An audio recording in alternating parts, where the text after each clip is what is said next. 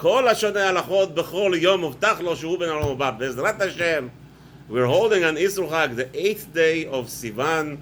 B'siyata deshmaya, we will be learning the two mitzvot today. Mitzvah of the two mitzvot of the, as I would say, the second most important. The first, last night, yesterday on Friday we learned, we have the recording, but on Shavuot day, the 6th day, which was the Friday morning, mitzvah was what? Yeah, that you have to love Hashem. Mitzvah 18 is the most important mitzvah, right? And the mitzvah 17 was that Hashem is only by Himself. So those are the karot. This is the foundations of Torah. Right? So Rabbi Akiva said, "Klal gadol." Right? Rabbi Akiva said, "Mitzvah gedola." What did he say? One of the main rules of the Torah is v'ahavta l'racha kamocha. Right? So that's one of the main. So there is the main. What's the main? That's one of the main. Meaning there are other main mitzvot. So if you ask somebody, so what's the main? So 17 and 18. Number 4, 8, 17 tells us Achdut Hashem. Hashem is one. And number 18 is you have to love Him. It's a mitzvah, the right to go and love Him. There's no what's his name. Oh, Hashem, why did this happen to me? Why did that happen to you? Hello, Habibi. Everything is the best. Everything is good. Everything is good. Hashem is. There's no way not to love Hashem. If you think for a second, how'd you even get up? How'd you wake up, Bichlal? Who gave you permission? So that's besides, as we say, I always promote that the main reason why Hashem created the whole world was mitzvah number 80, as we know that Hashem wants us to help others. We're here to help others. That's it. The whole Torah, everything in the Torah in this world is Hashem wants us to know that we are here to create. We're created to help others, as mitzvah number 80 says. And who is that others? Even the people that we hate. Who are the people that we hate? Can you hate people? You could hate somebody, Raphael? Amalek. Huh? Amalek. No. Amalek, you have a mitzvah to kill them. He knows what mitzvah to kill. To hate them. Who can you hate in the Torah? The people only that we are allowed to hate is people who are learned Torah, who are mamash learned Torah, and you know that they know everything and they go things against Hashem. Then those are people that are mitzvah to hate today. Today you will find nobody in the world that knows the whole Torah and doesn't know anything. Even if somebody learned in the yeshiva for 20 years, doesn't mean nothing. He didn't learn nothing yet. To be a learned person, you have to have somebody who learned from a Rebbe who taught for 80 years. And you happen to learn from that Rebbe for 40 years. And hear what's going on here? Kimat today is almost impossible to find a person who knows what Torah is, Bichlal. So there is zero mitzvah to hate anybody today. Zero. There's no mitzvah at all. But let's say you despise somebody, you don't like somebody. The Torah says to him you help first. That's mitzvah 80. Somebody that you despise or dislike is the mitzvah, the right, the number 80, because that's the main thing. Again, so we have 417, you know Hashem is one. 418, the main mitzvah is to love Hashem. Then goes Madrigot. If you go down the steps, is number 80 is the spitz, the reason of the whole creation, I would say. And number 19 today we're going to be talking again is to get to all that. Those are the means. First of all, there's the ends, and now there's a means. How do you get to the to the end? Right. So you have to know Hashem is one. You have to love Hashem. You have to help others. How do you get to all that? Those are the ends. Those are the end of the Maaseh. Those are the end of the road. But how do you get there? Is by mitzvah number 419. What is mitzvah number 419? Limud Torah. Teaching, learning, and teaching Torah. Number 420, we're going to be discussing Mizrat Hashem, Kriyat Shema.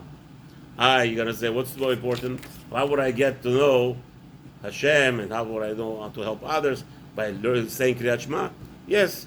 The fact is that you're going to be concerning about the time, at night, in the morning. And somebody said a joke the other day, beautiful joke.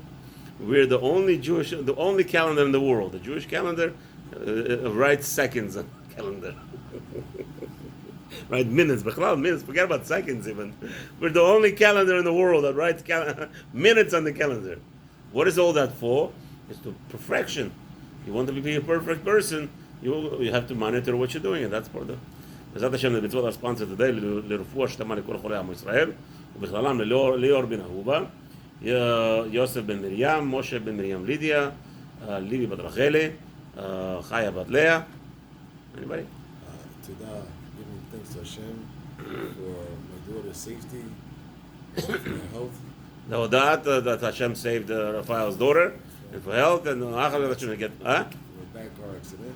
car accident, that בעזרת השם she survived, בעזרת השם she had no problems. And anything else? That's it. All the בשורות טובות. Mitzvah number 419. So let's go with it. Says the Chinuch, מצוות עשה ללמוד חכמת התורה וללמדה. There is an obligation to go and elaborate and to learn completely the wisdom of the Torah. There is the wisdom in the Torah, the beauty of the Torah. It's a mitzvah 419, and then to give it over to somebody. You can't just take it for yourself. כלומר, כיצד נעשה המצווה ונשמור ממה שמנענו האל ממנו. Meaning, what's the purpose of all this learning? It's in order to fulfill Hashem's mitzvot. That's the whole purpose. You're learning. And to what to stay away from. And how to fulfill the mitzvah properly. ולדעת גם כן משפטי התורה על כיוון האמת. And in order to know the honest truth and the way that Hashem created the world. And the proper path. ועל כל זה נאמר, and it says in ספר דברים, chapter 6, pasuk zayin, 7 pasuk. ושיננתם לבניך. The word ושיננתם, meaning it's like a double language. Shinun means repetition. Shinun in Torah means repetition. ושיננתם לבניך, so it's like a repetition to your child. לבניך, your child. Right? So, ואמרו זיכרונם לברכה, and explains this, בניך, אלו תלמידיך. Not necessarily does it mean that your children only. This is talking about also your students. וכן אתה מוצא שהתלמידים קרואים בנים. As we see many times in the Shas, the students are called his children. שנאמר, as it says also in the Melachim, it's going to bring you Sefer Melachim, the prophets, Melachim Bet, chapter 2, pasuk Gimel, ויצאו בני הנביאים. It says over there, and the children of Nevi'im came out. ושם נאמר, and it explains over there, what does that mean? ושננתם שיהיו מסודרים בתוך פיך. So again, first place it says, and they came out, the children of Nevi'im. What? The children, all the Nevi'im had, so only Nevi'im of the children of Nevi'im. Doesn't make sense. It's not true. Not every Navi has children of Navi. You have to be on the level to be a Navi. So again, you see over there, Bnei Navi'im, it's called the children of Navi'im, meaning anyone who has Nevuah from his, that he taught from his Rebbe how to be a Navi, now he's his child considered to be. Okay, ושננתם ושיהיו מסודרים בתוך פיך. So now what does that mean? ושננתם, שינון means repetition. So what is ושננתם? So he says, שיהיו מסודרים בתוך פיך. That you should know, tick, everything, without any questions, without any doubts. There is no doubts. Right? And again, one of the ways to learn Torah is you go to the umka shel davar, you go to the truth of the matter, you don't stop, and you know this is the truth. This is it. And of course, he will not get there with a million opinions. Right? So that's why Shulchan Aruch. What's Shulchan Aruch? Many people don't understand.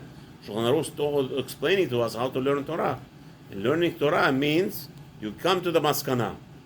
There is no living in a doubt. Oh, we never know what's the truth. What do you mean you never know what the truth is? Shulchan Aruch told us, you choose 3 rabbis, and this is the halacha, and finished. What are the 3 rabbis he chose? He chose Rif, Rosh, and Rambam, and finished. So 2 of them against 1, that's the halacha. No playing games. This one Rishon said like this, another Rishon said like that, another like this, and then now you're going to doubts. You're only destroying yourself. You're destroying your mind. You have to know the Psak halacha. Finished. Don't play games.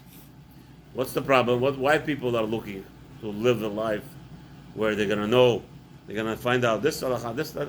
You're going to all the sfikot. You know what's all sfikot? The reason why people doubt? Because now when you have doubts, everything is allowed.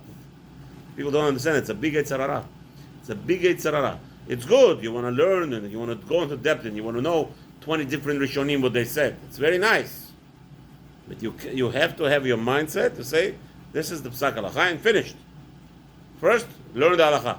The rule is, we learn the halacha first. What's the law? The law says, let's say, anida. The Beit Yosef says that we went down all the way because of all the machlokot. We said if a woman sees a little tip of blood, it's asur. So the first halacha is that little tip of blood that she saw on her baguette, meaning, let's say, for instance, a woman had, she's supposed to wear all white, right? Today somehow women get away with wearing a pad. They say it's okay. I don't know where that come from. Women have to wear white underwear, have to sleep on a white sheets during the 7 clean days. Why it's the takana? Takana is if she has a little drop of blood comes out, she should be tabeh. Be very careful. It's we talk about Isur the right of Nida. There's so many laws and intricacies about it. Yeah, again, first rule. Why is everything becomes tumult? Why is everything become murky? Because you add this and that, you do different 100 million different opinions from different rabbanim. Every opinion is important. But first rule is, if a woman sees a little drop of blood, tameh, finish. Start from there. Start from there. No. Before there, we're going to go into find out everything. Why? Start from there. It's tameh. Start from there. It's tameh, and now you know this is the law. Oh, it's tameh. Now let's go. Let's go deep into it. Let's dig into what can be done. Really, did it come out? Did she go inside with the witness to see if that's the blood? If that, maybe it's a ketem, maybe it's not a ketem, maybe it's a lice. Okay, now you start digging. But first rule is tameh. First rule is tameh. Excuse me. We're starting from there. You're not going to declare her tameh, but you're going to say right now the drop of blood is tameh. So if the drop of blood is tameh, bye-bye. Stop playing games. You're murking the waters. So why are you murking the waters? Why are you murking the waters? Because you want an excuse for yourself. You're murking the waters because you want an excuse for yourself. That's wrong Torah. That's not the way Torah is meant to be.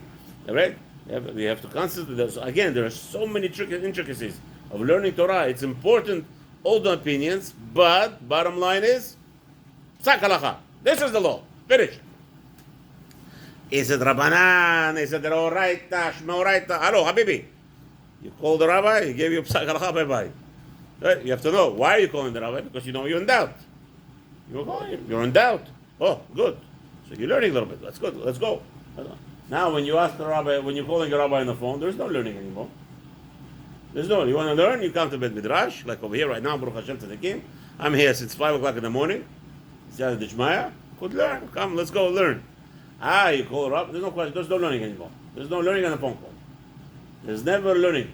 Ruben Feinstein got in front of me, sitting down at the chasana. He's a chasana over there. He's making, signing the ketubah and everything. All those things. Preparing the ketubah. Make sure the ketubah is kasher according to all the halachot. A guy comes over to him after the ketubah. Everything is signed. Okay, the rabbi. A few minutes. Between the chatan is going to go right now to see the kala. Whatever. There's naim. There's other signatures. So the rabbi is on the side sitting. Rabbi Feinstein, I'm talking about the son of Rav Moshe. So somebody comes over to the Rebbe, and I'm sitting right next to him. Ask the Shaila. I don't remember who's the Shaila already. Ask the Shaila. Got an answer. The shtick. It's the yeshiva boy. Mecha, from where? Hello. You want to learn with me? Come to the yeshiva. that was Rav Moshe Ruben. Here's the answer instinct. Classical answer of Ruben Feinstein. The problem is some rabbis will answer where from, and that's the problem. So now everybody, he answers, why can't he answer? Habibi, that's not the way Torah works. You want to learn, we could learn, come learn in the yeshiva. Okay?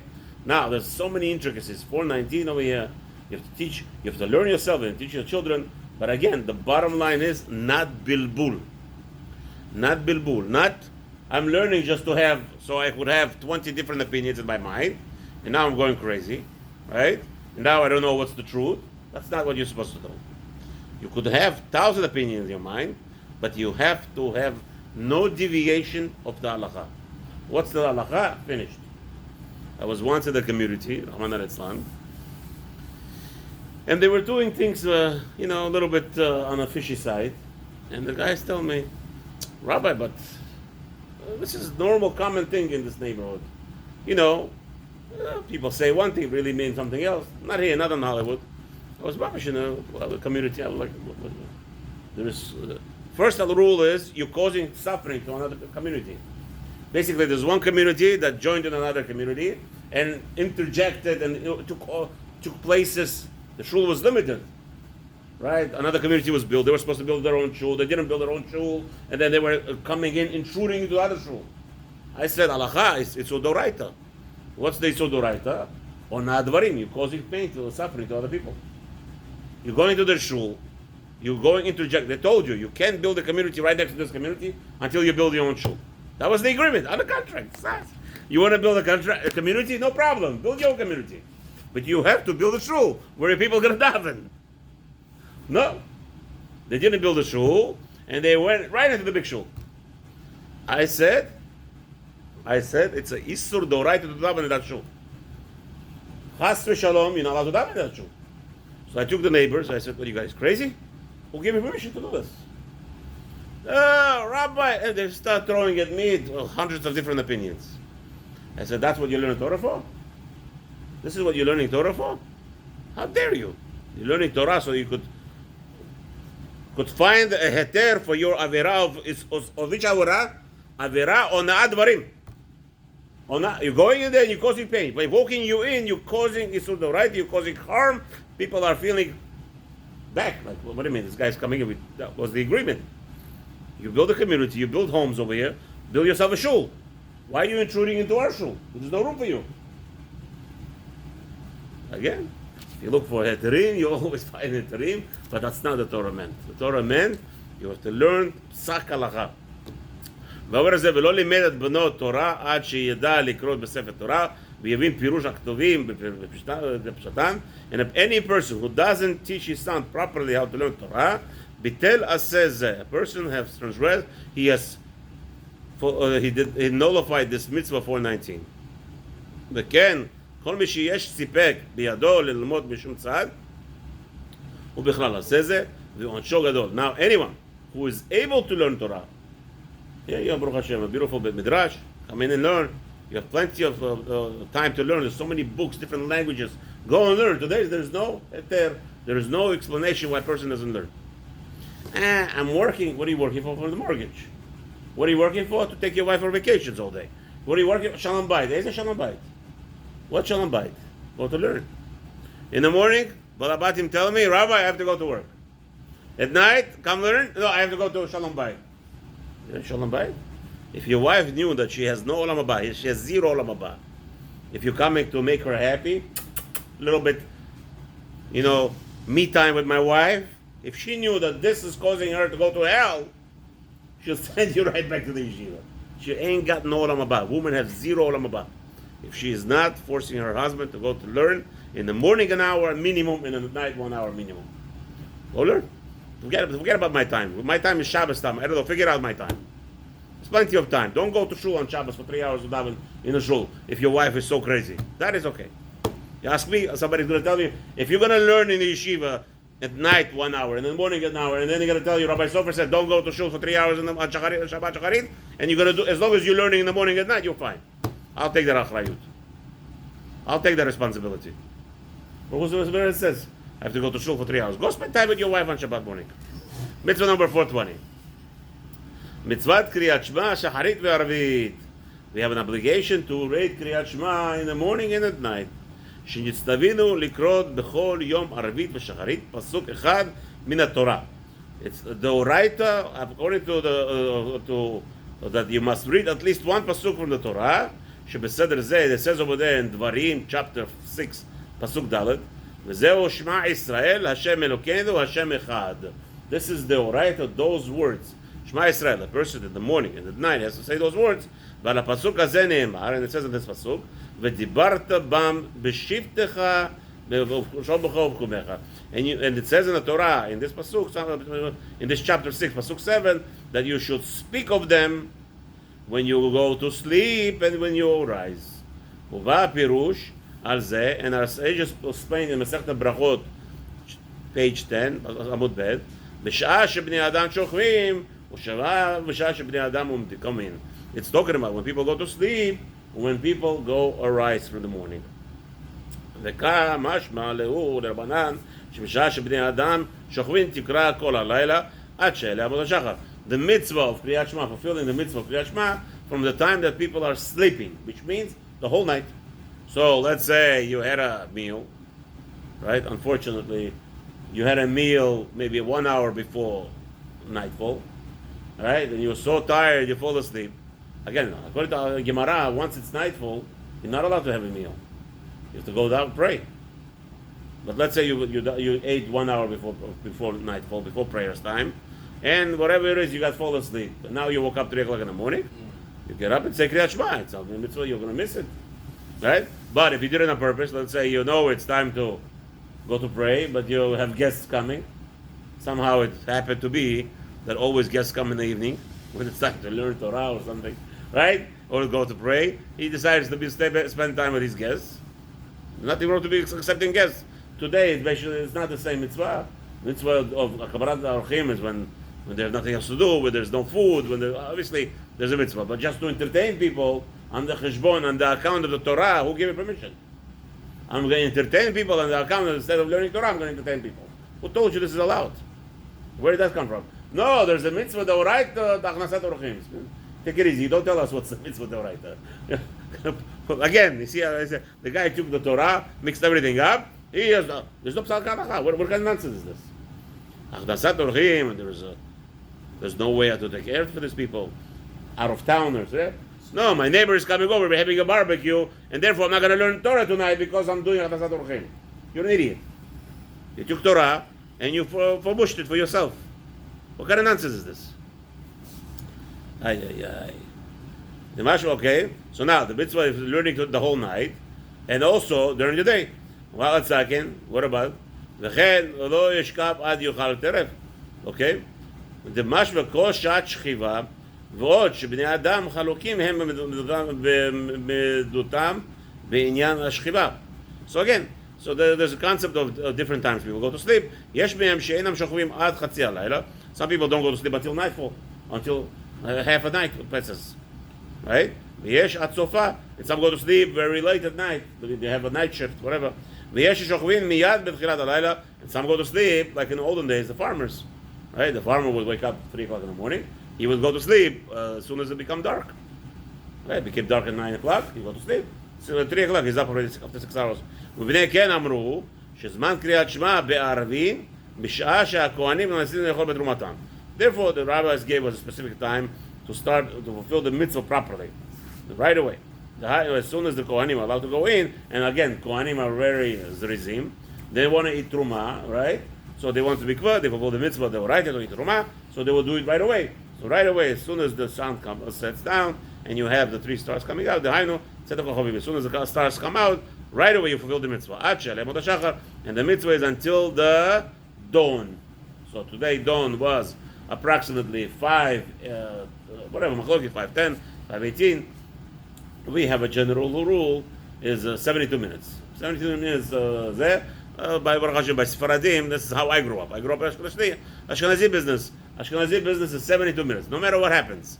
Netzach Hama is 7 o'clock. According to Ashkenazim, Amud HaShachar is going to be 5:48. Finish. Easy calculation.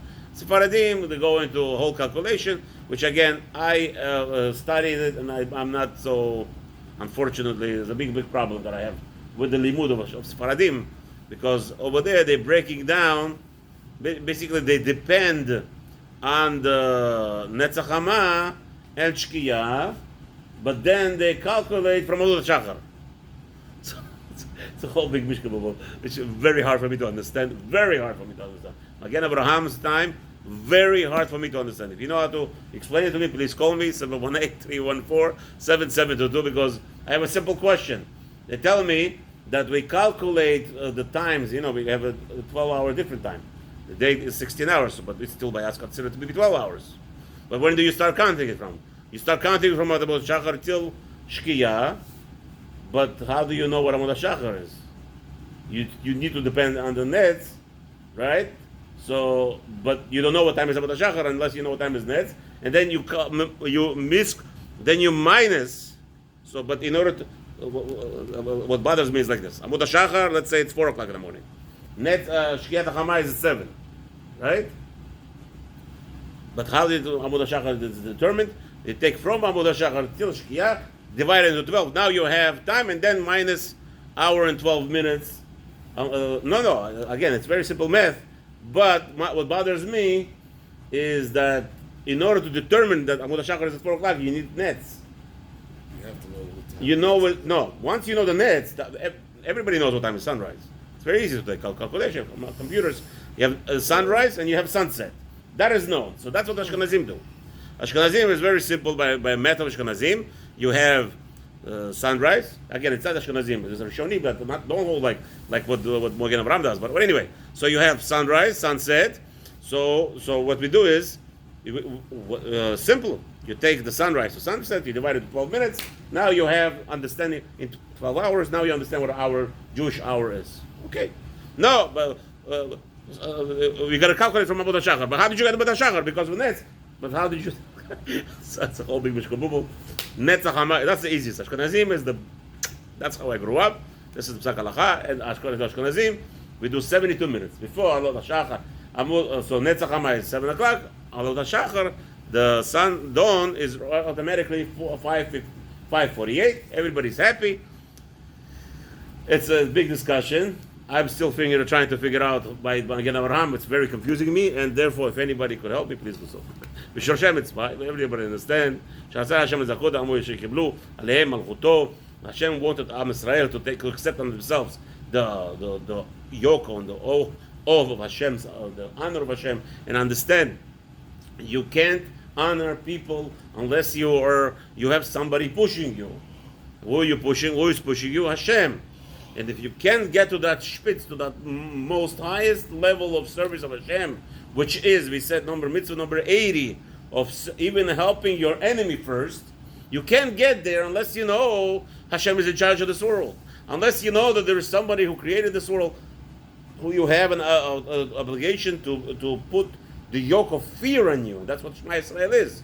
You have to love Hashem, and then you have to know that He's in charge of everything. Right? And that's what we do. Yichud Shmo. Again, mitzvah number 417, 418. 417, that Hashem is one. 418, to love Hashem. This is what Kriyat Shema is going to get you to there. By reciting it at night, reciting it in the morning. When you do that, you will attain the levels that there is a purpose. ועובר על זה, ולא קרא קריאת שמע בכל יום ובכל לילה.